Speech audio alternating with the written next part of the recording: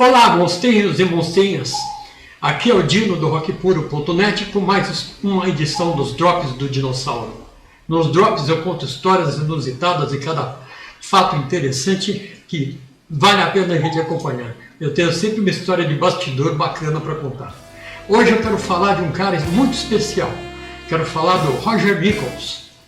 O cara era um fenômeno. Pouca gente sabe assim de nome quem ele era, mas ele foi responsável por grandes trabalhos de grandes músicos. Só de Grammys o cara ganhou 9 Grammys. 3 deles só com trabalhos para o Steely Dan, uma banda muito chata. Não a banda, o som da banda é maravilhoso. Chato eram os dois, o Donald Fagen e o Walter Becker. Eles eram os chatos. Eles chegaram a dispensar o Wynton Marsalis. Eles tentavam, eles não tinham uma banda, eles montavam um grupo para poder fazer um trabalho e ia trocando as pessoas assim, como quem troca. Então, George Benson, o Larry Carlton, todo esse pessoal passou por lá e foi dispensado porque não estava agradando muito a sonoridade dos caras. Bom, falando do Roger Nichols, quem é o cara? Engenheiro e físico nuclear da NASA, operador nuclear. Ele era inventor, ele era compositor, ele era engenheiro de som e ele era um grande criador de elementos para poder enriquecer as músicas. Mas ele tinha uma condição: não pediam prazo para o trabalho dele. Ele falava: deixa comigo, quando eu terminar eu entrego. Ponto. Não adiantava a pressão de gravadora, não adiantava a banda ajoelhar e implorar, porque ele não ia fazer de qualquer jeito. Ele não estava preocupado em fazer um disco de sucesso ou uma música popular que atingisse o topo das paradas. Ele estava preocupado em fazer um bom trabalho, em fazer um trabalho inédito, com uma qualidade assim muito superior à do resto do pessoal na época. Vale lembrar que nos anos 70 e 80 não tinha gravação digital, né? Era tudo analógico. Então o cara era obrigado a inventar mesmo, a criar. Para vocês terem uma ideia, ele estudou com o Frank Zappa. Saíram da escola juntos, iam para a casa dele, para a garagem onde ele tinha um estúdiozinho de som, porque ele sempre gostou de som, e eles faziam sons e efeitos experimentais. Precisava, por exemplo, não existia uma bateria eletrônica programável para poder trabalhar. Então o que ele fez? Ele pegou os carretéis do gravador de rolo, passou por 4 carretéis, assim, um looping de fita, né? E ficava repetindo aquilo e alterando a velocidade. Era um jeito de ter uma repetição sem programar, não tinha uma bateria programável, né? Então o cara fazia isso, e o Zappa adorava. Bom, voltando a falar dele, com o Steely Dan, o meu tema hoje é uma história absurda que aconteceu com ele. Ele recebeu um trabalho do Steely Dan para fazer engenharia. O disco chama Aja. Você fala Aja, escreve A-J-A, Aja, que era a maneira deles escreverem o nome da esposa de um amigo deles que tinha voltado da Guerra do Vietnã, casado com uma asiática que o nome dela era Aja. Então, foi assim. Ele pegou o trabalho, debruçou em cima do trabalho, fez o melhor que pôde, mexeu nos arranjos, temperou, criou aparelhos para fazer sons suplementares que não davam para fazer com instrumento musical. Estava tudo perfeito, mas aconteceu um desastre. Uma faixa que tem um solo maravilhoso de guitarra estava incomodando ele. Tinha alguma coisa, um cisquinho qualquer arranhando o cérebro dele, ele estava ficando alucinado. Ele costumava trabalhar com top de linha de tudo, marcas de fita, ele trabalhava com Memorex, Ampex, 3M, era o que tinha no mercado, né? E era aqueles carretéis grandões assim, ó, que nem esse aqui da Memorex que eu tenho. Olha o tamanho do carretel, 2 polegadas, a largura da fita. E a gravação era em 16 e 24 canais, e ele dava conta de fazer mágica com tudo isso.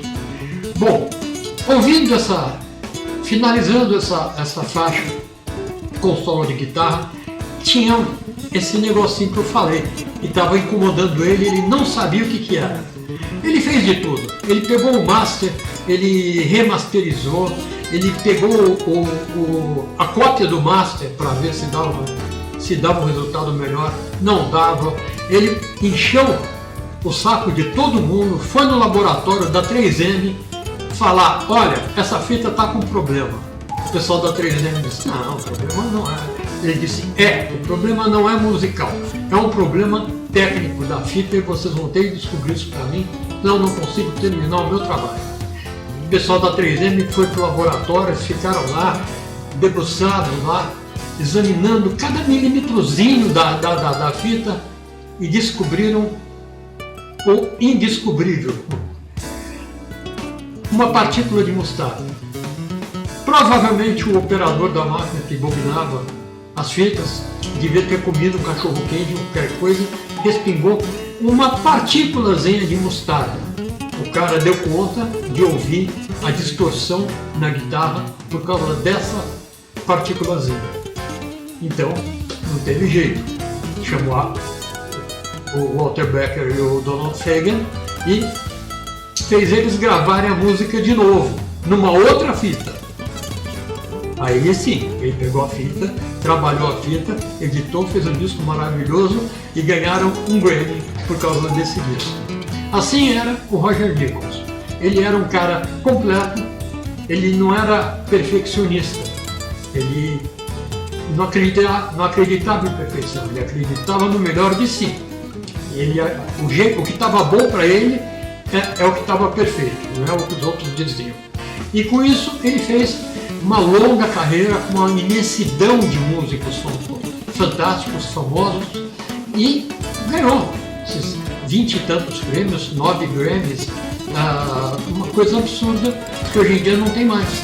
Hoje em dia qualquer cara pega uma mesa digital, mixa ali, papum, em 3 horas, 4 horas está com um disco de sucesso pronto na mão. Então essa é a história do Roger Nichols, de quem eu queria falar hoje, sabe? Esse detalhezinho da vida dele. Ele, em 2010, ele foi diagnosticado com câncer de pâncreas. Em 2012, ele ganhou mais um Grammy e 3 meses depois ele faleceu. Ele morreu e foi uma grande perda para todo o mercado. Eu gosto de contar as histórias dessas pessoas que ficam por trás, nos bastidores, fazendo o trabalho, fazendo parte do trabalho. O trabalho não é só a banda que faz, é todo um grupo, toda uma infra, toda uma estrutura de pessoas geniais, com percepções geniais, dando o seu temperozinho para deixar o trabalho perfeito. Para vocês, mais para frente eu vou fazer uma edição falando dos finalizadores, que sem os finalizadores os discos não seriam como são. E ninguém sabe disso. Então, o Roger Glover com o Deep Purple, ele era o finalizador, ele era o cara da palavra final, ele era o mixador, o engenheiro final. Então ele fazia tudo perfeitinho. Tanto que depois, anos depois, ele pegou os principais discos do Purple que ele participou, ele era baixista, e ele remixou os discos como ele achou que devia ter sido feito na época. Outro grande finalizador foi George Harrison. Sem ele, os Beatles não teriam a qualidade e não teriam as músicas como saíram, que a gente gosta tanto. Então essa foi a curiosidade para hoje. Não esqueça, rockpuro.net tem o rock mais honesto da web. Não tem comercial, não tem locução, tem lado B de montão. Bandas de vários cantos do mundo que vocês nunca tiveram acesso e que vocês podem ouvir comigo, o Dino. É o rock mais honesto da web. E se vocês gostaram dessa historinha de hoje, não esqueçam de dar uma curtidinha e assinar o canal lá e divulgar para os amigos. Quero comentários, quero números, Quero que vocês apreciem o trabalho de pesquisa que eu faço, porque eu tenho muito assunto para poder divulgar daqui para frente para vocês. Então, o formato dos drops, se vocês compararem com os drops mais antigos, vocês vão perceber a diferença. E tem um dos drops chamado Epopeia Polonesa. Esse vale a pena vocês prestarem atenção, e que é a dificuldade de os garotos poloneses para fazer um disco na Polônia na época da União Soviética, atrás da cortina de ferro. É uma epopeia, literalmente. Falou? Espero que tenham gostado da historinha. Ouçam o rockpuro.net, recomendem para os amigos e logo mais tem outra edição dos Drops. Tchau, tchau, pessoal!